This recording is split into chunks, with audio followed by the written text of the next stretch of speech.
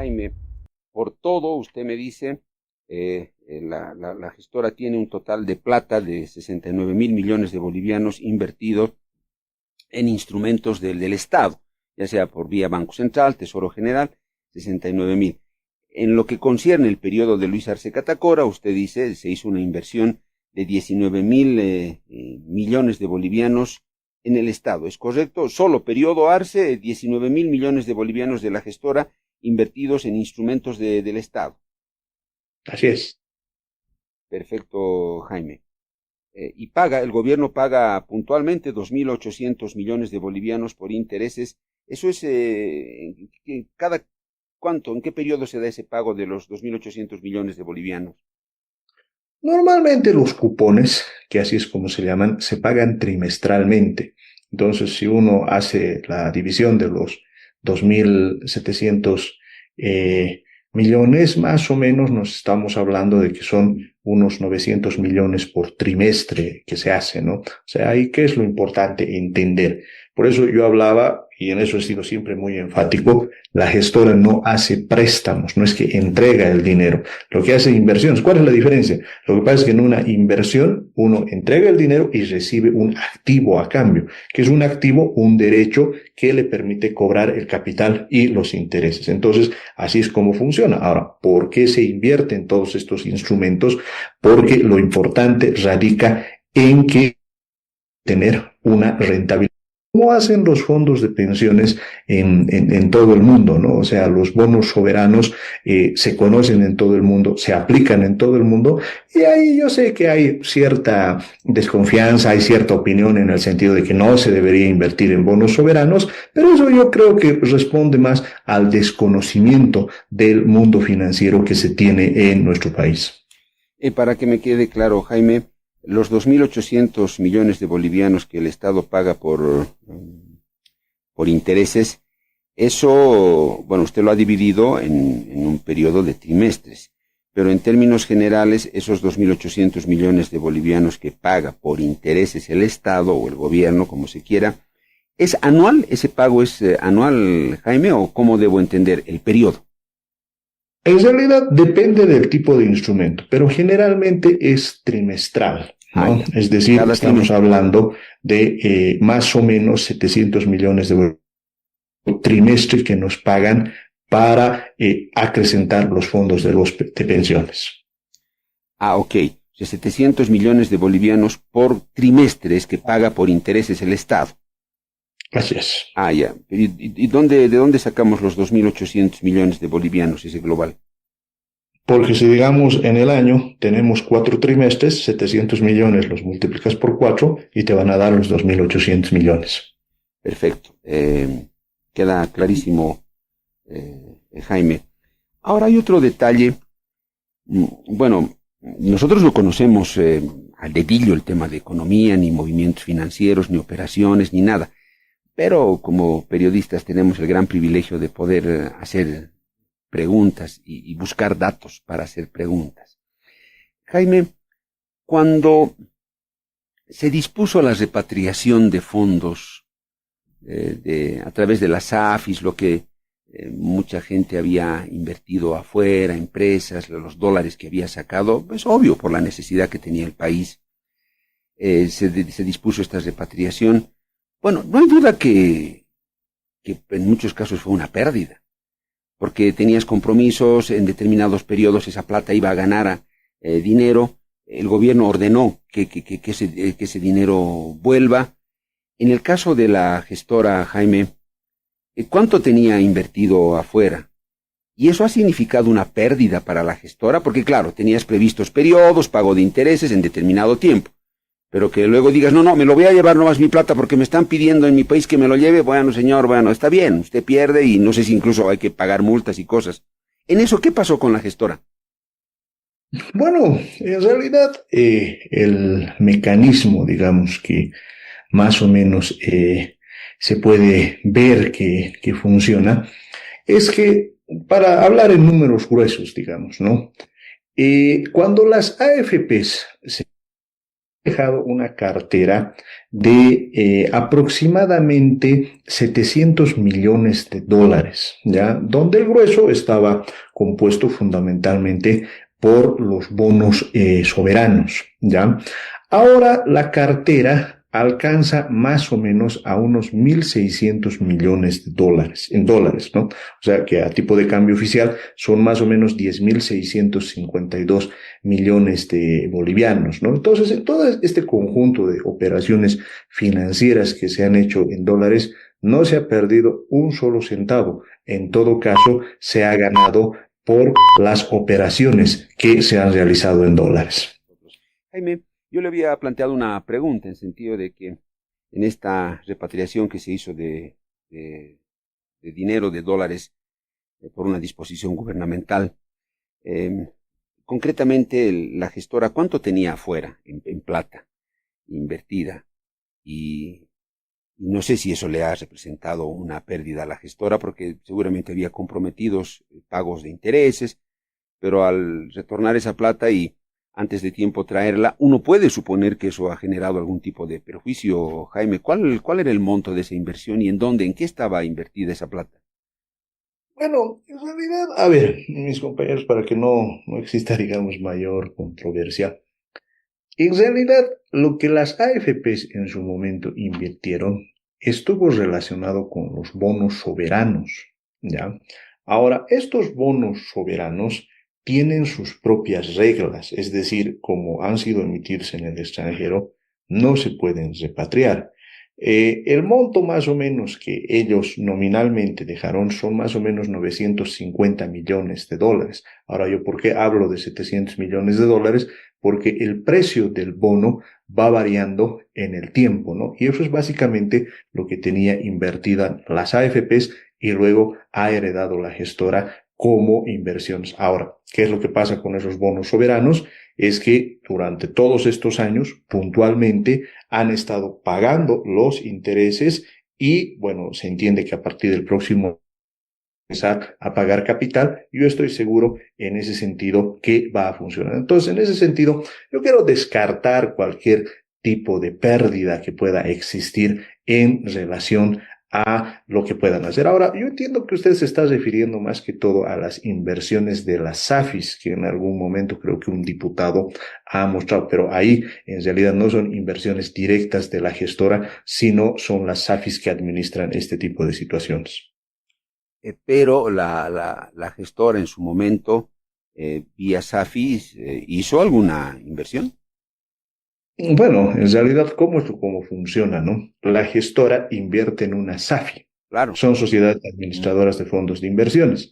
Ahora, estas SAFIs pueden comprar instrumentos en el extranjero. Si ellas deciden, por ejemplo, repatriarlo, entonces pueden hacerlo. Ahora, ¿por qué digamos, y aquí digamos me voy a salir un poquito del ámbito de las pensiones para explicar en el caso de las SAFIs, ¿por qué yo digo que no pierden? ¿Por qué razón? Porque lo que ha ocurrido, y el caso de las SAFIs es interesante porque las SAFIs tienen una administración privada, ellas han comprado esos dólares, por así decirlo, a un tipo de cambio que estaba antes, el más común era de 6,96.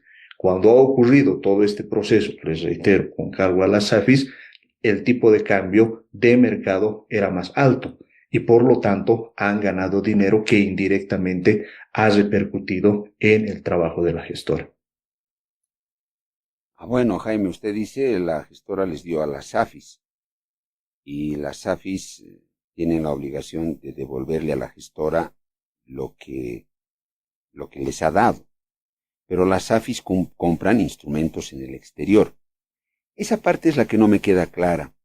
O sea, la SAFI seguramente a mí me dice, no, mire señor, usted está confiando en mí, perfecto. Yo voy a poner su plata en tal cosa en el exterior. El riesgo es este. Yo, por supuesto, no me voy a hacer cargo de la pérdida si ocurre algo. Yo se lo estoy advirtiendo. Si usted gana, bomba. Gano yo, gana usted, felices todos. Pero esto no resulta, yo se lo estoy diciendo, de pronto pierdo yo, pierde usted, esto no es una garantía absoluta, pero sí puedo ayudarle en el trabajo. ¿Acaso no trabaja así una SAFI y si se perdió, bueno, pues perdimos todos, perdió la gestora, perdí yo, Esa parte no me queda claro. O la SAFI corre con la posible pérdida por una repatriación y la SAFI dice, yo me banco, ni modo, señor de la gestora o el que ha invertido no pierde nada, aquí se lo entrego todo. Parece difícil. No, en realidad no funciona así. Lo que pasa es Sí, que las SAFIs son entidades reguladas y por sí, lo sí. tanto las inversiones que realicen tienen que ser inversiones que tienen que tener adecuados perfiles de riesgo y rentabilidad. Ahora, más o menos con un ejemplo me vas a entender cómo funcionó esta mecánica, reitero, indirecta de las SAFIs, ¿no? Por decirte, tú en su momento has comprado un instrumento de 100 millones de dólares. Voy a utilizar cifras redondas, ¿no ve? Entonces tú lo has comprado con 697 millones de bolivianos. Ahora decides convertir ese instrumento a bolivianos cuando el tipo de cambio se ha modificado, digamos a 10, que es más o menos lo que sucedió. Entonces, esos 100 millones de dólares son equivalentes a 1.000 millones de bolivianos. Es decir, has invertido 700 millones de bolivianos y has ganado 300 millones de bolivianos extras. Ahora, ¿por qué ocurrió eso en el caso de las AFPs e indirectamente por la gestora? Porque las AFPs, cuando dieron esa plata, la dieron en bolivianos, ¿no? Invirtieron, las AFIs compraron esos instrumentos a tipo de cambio oficial y el momento en el que se empezó a registrar estas ventas, pues el tipo de cambio paralelo había aumentado y por esa razón la rentabilidad de esas SAFIs e indirectamente la rentabilidad de la gestora ha aumentado. Por esa razón te digo con toda franqueza de que no hay ningún tipo de pérdida en ese sentido porque esas operaciones lo hicieron. Ahora, ¿por qué te hablo con esta seguridad? Porque un tema de los inversionistas, donde nosotros nos incluimos, yo también, es que cuando inviertes no lo haces con la idea de perder, en todo caso lo haces con la idea de ganar. Por eso el mundo financiero hace que el dinero cada vez más crezca y por esa razón es que yo estoy yéndome precisamente con estos resultados donde muestro unos fondos que están creciendo, fondos con mayor rentabilidad y así es como funciona. Claro, Jaime, está bien. Nosotros tenemos fuentes que nos informan que se habría registrado una pérdida por la repatriación y que la molestia de las AFIS fue grande. Pero en su momento no quisieron pelear ni nada con el gobierno y dijeron, está bien, ok, nos vamos a bancar. Pero que incluso habían hecho la advertencia a los propios fondos de pensiones y decirles, ojo, cuidado, que ustedes van a perder con eso. No es que van a ganar.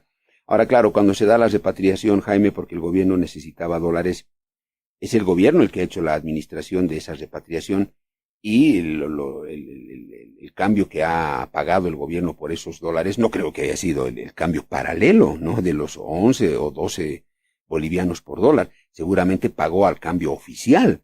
No, yo dudo que el gobierno hubiera pagado por esos dólares el monto que estaba en el mercado paralelo, imposible, si esa fue siempre la queja de los empresarios privados y exportadores y otros. Entonces, a partir de esos elementos, Jaime, es que surgen las dudas. No, pero es que ahí hay que entender, ¿no? Y aquí ya empiezo a asumir mi rol de analista, te diré para explicarte, ¿Ya? ¿no? A ver, en en la economía boliviana, por si acaso, no hay monopolio en la venta de dólares. ¿Eso qué quiere decir? Que no solo el Banco Central compra y vende dólares, sino también lo hace el sistema financiero o lo hace cualquiera que quiera transar en dólares. Entonces, ¿qué es lo que ocurre y ocurrió en su momento con esta norma precisamente que permitía que puedan existir estos movimientos financieros? Que puedan hacer esos movimientos dentro del propio sistema financiero. ¿Qué es lo que actualmente ocurre también? Es decir, si por ejemplo soy un exportador, ¿no es cierto? Y como exportador quiero cambiar esos dólares por bolivianos, no tengo la obligación de ir al Banco Central y liquidarlos. Lo puedo hacer en el sistema financiero y aprovechar el tipo de cambio paralelo. Así es como funciona. Ahora, ¿dónde tú tienes la prueba? Y yo te sugiero que consultes a tus fuentes y que revisen los estados financieros de las SAFIs. Y vas a notar que en los últimos años estas SAFIs han registrado ganancias, en parte por este tipo de operaciones y en parte también por otras operaciones que hay. Ahora, ¿por qué están registrando ganancias? Y esto es importante entenderlo, porque en el mundo hay todavía una presión a la alza de tasas de interés. En septiembre posiblemente bajen, como lo ha anunciado, ha insinuado la Fed. Pero en el caso boliviano, lo que tenemos es más bien una presión hacia el alza de las tasas de interés, porque es una mecánica que utiliza el Banco Central, entre otros instrumentos, para poder contener la inflación.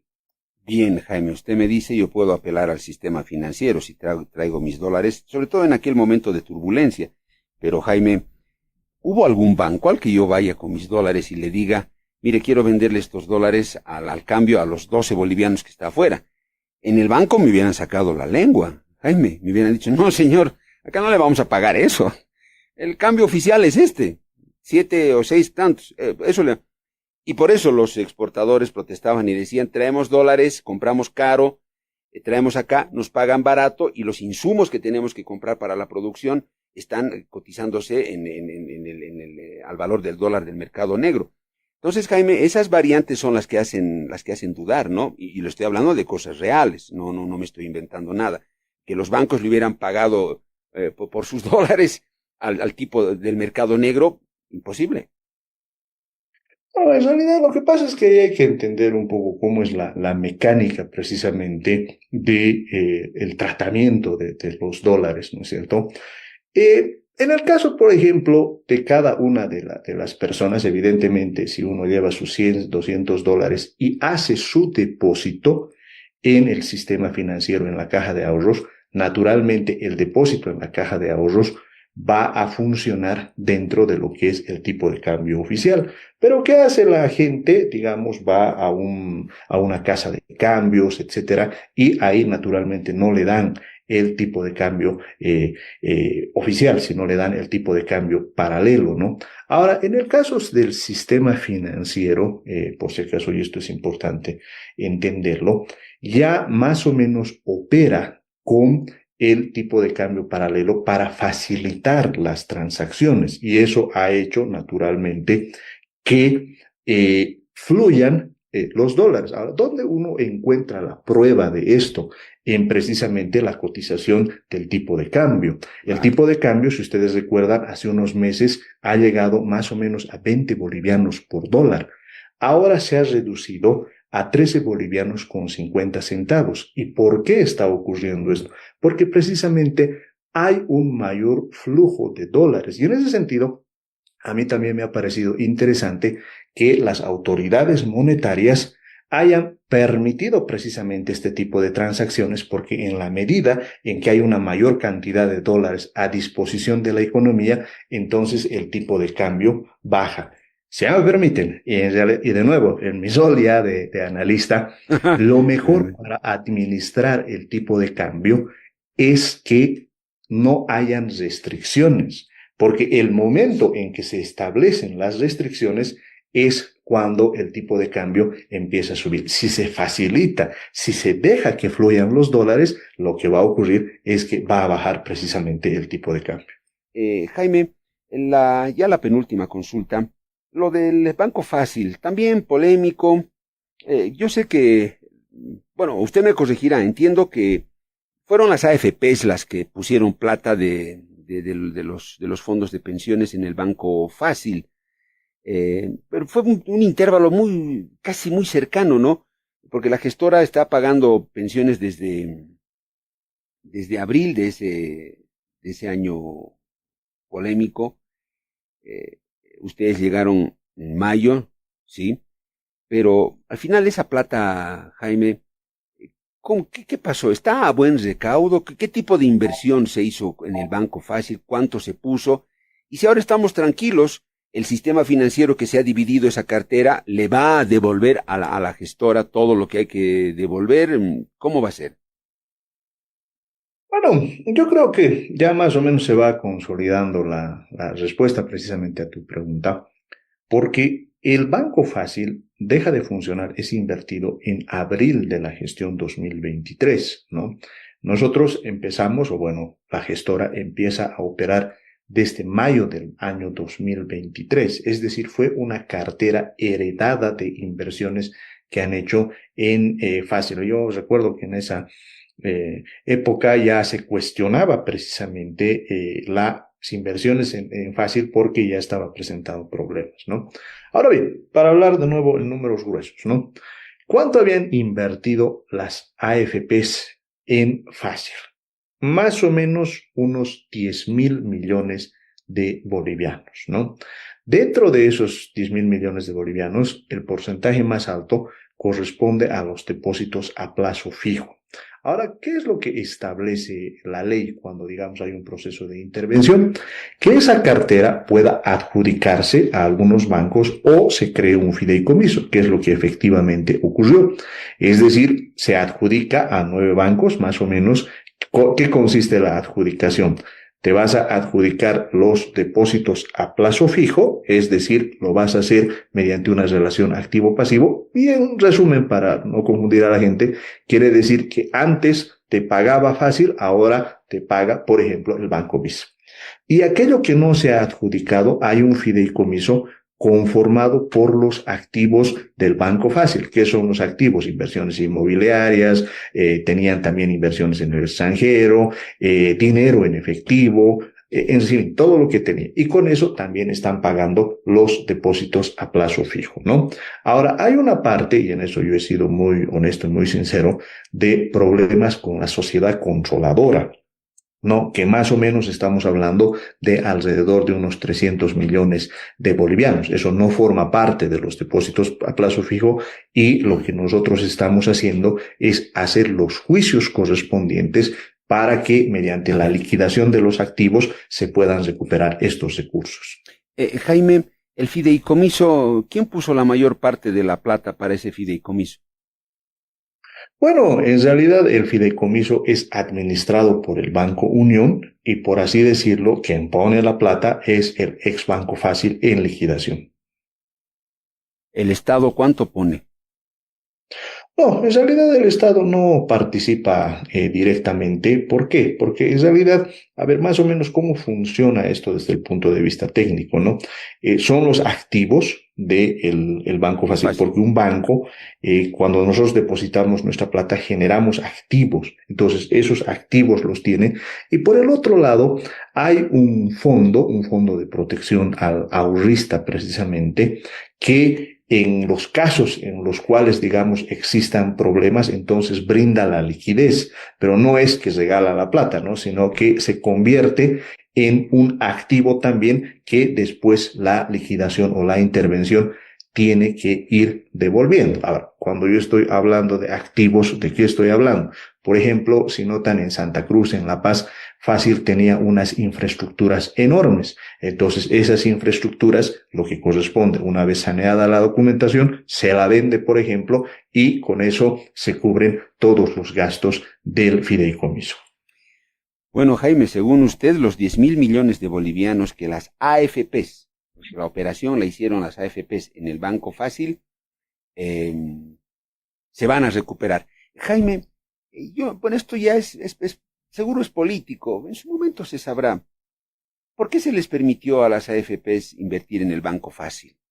Porque las inversiones que tienen que hacer las AFPs tienen que ser en cosas muy seguras, ¿no? Y de este banco ya se venían hablando cosas. ¿Por qué se habrán lanzado, no, a invertir en el Banco Fácil? ¿Quién dio la autorización? Porque el Estado aparentemente así nomás no les dejaba a las AFPs invertir en cualquier cosa. Pero ¿por qué en el Banco Fácil? Yo no quisiera pensar, Jaime, que en su momento hubo algún tipo de presión política para darle una manito a alguien, pero bueno, seguramente las auditorías, la investigación del Banco Fácil nos dirá muchas cosas. Ojalá, ¿no? Bueno, a ver, ¿cuál es mi lectura, digamos, ya en estos momentos, ¿no? A ver, ya se veía desde hace años que el Banco Fácil tenía problemas. Sí. De hecho, el año 2022, la Autoridad de Pensiones y Seguros saca una normativa para evitar en los hechos que se invierta en el Banco Fácil, ¿no? ¿Por qué? Porque ya se tenían estos problemas. Pero una de las AFPs, concretamente la AFP Previsión, encuentra la manera de mantener recursos en fácil, es decir, lo mantiene en caja de ahorros. Más o menos cuando nos entregaron el tema hemos encontrado 1.800 millones de bolivianos aproximadamente que tenía previsión en el Banco Fácil. Es decir, había un interés de previsión especialmente de mantener los recursos en el Banco Fácil, ¿no? Ahora, ¿cuáles serían las razones? ¿Cuál sería su política? Es algo que ellos tienen que explicar en su momento. Lo que sí, digamos, ahí se confirma algo que yo permanentemente he ido mostrando, que es la independencia de las decisiones del administrador en cuanto a los fondos de pensiones. No es la mejor práctica, ¿no es cierto? Y en su momento yo he criticado a las AFPs por hacer eso, porque pusieron en riesgo los ahorros de los trabajadores. O sea, si ya sabías que el banco estaba mal, ¿cómo vas a continuar invirtiendo en ellos? Pero ahí también un tema importante, Pedro, a destacar es lo siguiente. Esa inversión en el sector privado es la que estuvo en riesgo. Con el Tesoro General de la Nación jamás ha ocurrido eso. Pero Jaime, antes de la que sacara la normativa ya la ASFI, ¿las AFPs ya habían hecho la inversión? ¿O es que después de la normativa, a pesar de, hacen la inversión las AFPs? ¿O solo estaríamos hablando post normativa este monto de los 1.800 millones de bolivianos de AFP Previsión? Lo que pasa es que así funciona. Tú puedes, como APS, regular en qué va a invertir el administrador, ¿no es cierto? Entonces, sacan la regulación, pero lo que no puedes regular es cuánto vas a tener en la caja de ahorros, porque eso es liquidez, es aparte. Entonces, no es que la AFP la respeta la norma, deja de comprar depósitos a plazo fijo, pero deja 1.800 millones de bolivianos en la caja de ahorros de Fácil. Ahora, afortunadamente, y en esto quiero ser muy honesto y muy sincero, esa plata nos entregaron. Entonces, todas las inversiones que habían hecho en DPF, Sociedad Controladora, etcétera, lo hicieron antes de que salga la normativa, ¿no es cierto? Porque este tema de las inversiones en Fácil viene pues de larga data, ¿no? Pero ambas hicieron Futuro y Previsión, ¿o solo Previsión hizo inversiones en Fácil?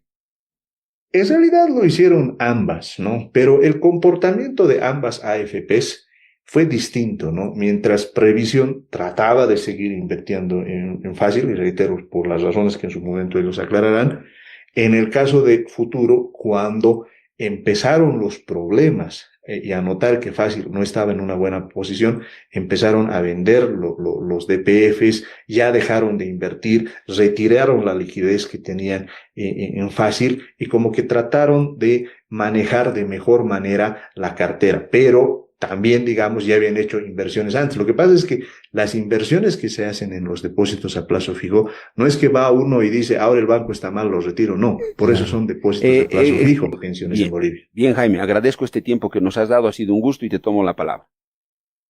Muchas gracias, buenos días.